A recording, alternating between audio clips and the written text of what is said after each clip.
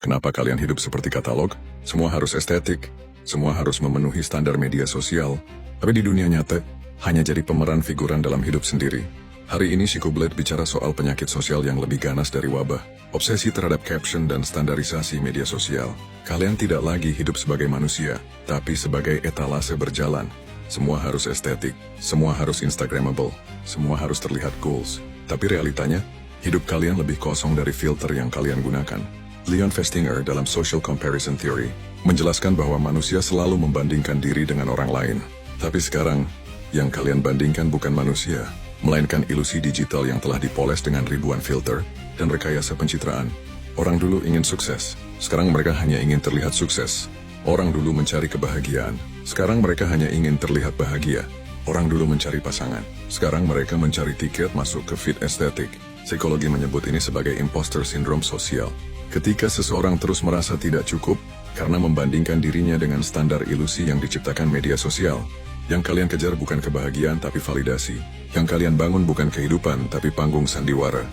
Chico Blade melihat kehidupan nyata dianggap membosankan karena tidak ada filter, tidak ada background dramatis, dan tidak ada cinematic slow motion saat kalian berjalan. Kalian memposting foto dengan caption, hidup bukan tentang memiliki segalanya tapi mensyukuri yang ada.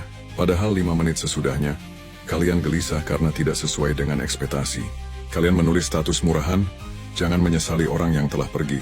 Padahal di kehidupan nyata, kalian masih stalking akun mereka tiap malam. Lebih lucunya lagi, kalian menulis caption penuh kode dan sindiran murahan, seolah dunia akan berhenti hanya untuk memahami perasaan kalian. Seolah satu paragraf di status WhatsApp dan media sosialmu bisa mengguncang kesadaran semesta. Tapi realitanya, dunia tidak peduli, netizen hanya akan membaca sekilas dan mengangkat alis, lalu kembali sibuk dengan kehidupannya. Sementara kalian masih terjebak dalam fantasi bahwa kalimat puitis hasil dari copy-paste berharap mewujudkan keinginanmu. Kalian menjalani hubungan bukan dengan perasaan, tapi dengan kamera. Kalau tidak ada foto berdua, netizen sibuk bertanya, masih bareng atau sudah bubar? Seolah-olah nilai cinta ditentukan oleh algoritma engagement, bukan oleh rasa dan komitmen. Cinta bukan lagi soal komunikasi, tapi soal siapa yang lebih relationship goals. Lebih suka curhat ke serigala kelaparan di media sosial, daripada saling terbuka satu sama lain. Mencari pasangan pun makin absurd. Laki-laki harus kaya, harus gentleman, harus punya vibe sultan, dan harus bisa joget, pakai helm imitasi sambil naik kendaraan, hasil tendang pintu atau hasil kredit dengan bunga mencekik, tanpa melihat tanggung jawab dan kedewasaannya. Sementara perempuan harus flawless 24 jam, harus soft girl estetik, harus tobruk, tanpa peduli si otaknya kosong atau melihat attitude-nya. Keluarga tidak kalah konyol.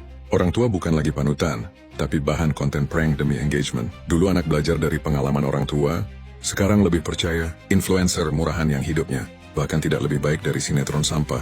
Sementara orang tua sibuk membandingkan anaknya dengan keluarga estetik di TikTok daripada sibuk membangun karakter anaknya sendiri. Di dunia kerja, lowongan lebih mirip audisi dewa. Harus berpengalaman selayak dewa, harus multitalenta, fisik lebih penting daripada etika. Tapi gajinya cukup buat bayar kos dan beli mie instan. Dan kalau dikritik, mereka akan berseru sok pijak. Syukuri aja daripada nganggur, sambil tetap menjilati keringat karyawannya yang kerja bagai budak modern. Hidup di era ini memang penuh drama, tapi kalian lebih memilih jadi figuran dalam sandiwara media sosial daripada jadi pemeran utama di hidup sendiri. Kalau hidup kalian dikendalikan media sosial, maka langkah pertama, matikan notifikasi, nyalakan akal sehat, berhenti memperlakukan hidup sebagai bahan konten, hargai kebahagiaan yang tidak bisa difoto, dan pahami bahwa cinta sejati tidak butuh caption. Gunakan media sosial sebagai alat, bukan sebagai penjara. Kurangi waktu di media sosial dan gunakan untuk membaca, berpikir, atau sekadar menikmati hidup tanpa merasa perlu membuktikannya ke orang lain. Belajarlah bertanya pada diri sendiri sebelum memposting sesuatu, apakah ini penting atau hanya untuk pamer? Kalau jawabannya pamer, lebih baik simpan untuk diri sendiri. Karena ilusi media sosial tidak seindah yang kalian harapkan. Ada yang lebih rendah dari sekadar budak caption, yaitu para pencipta standar bodoh yang memperbodoh netizen. Mereka menjual motivasi yang lebih palsu dari senyum customer service, menciptakan standar kebahagiaan yang membuat manusia lain harus menghabiskan kopi seukuran tangki hanya untuk memahaminya, belum lagi untuk mewujudkannya. Kalau hidup kalian hanya untuk menyebar ilusi dan menyesatkan pemikiran orang lain, maka bahkan binatang lebih terhormat dari kalian, karena binatang jujur dengan nalurinya. Sementara kalian hidup dalam kebohongan yang kalian rekayasa sendiri. Jika kalian tersinggung dengan perkataan Chico Blade, itu bukan karena Chico Blade salah, karena realita tidak tercipta untuk menyenangkan dan terlalu menyakitkan bagi mereka yang terbiasa hidup dalam dongeng algoritma.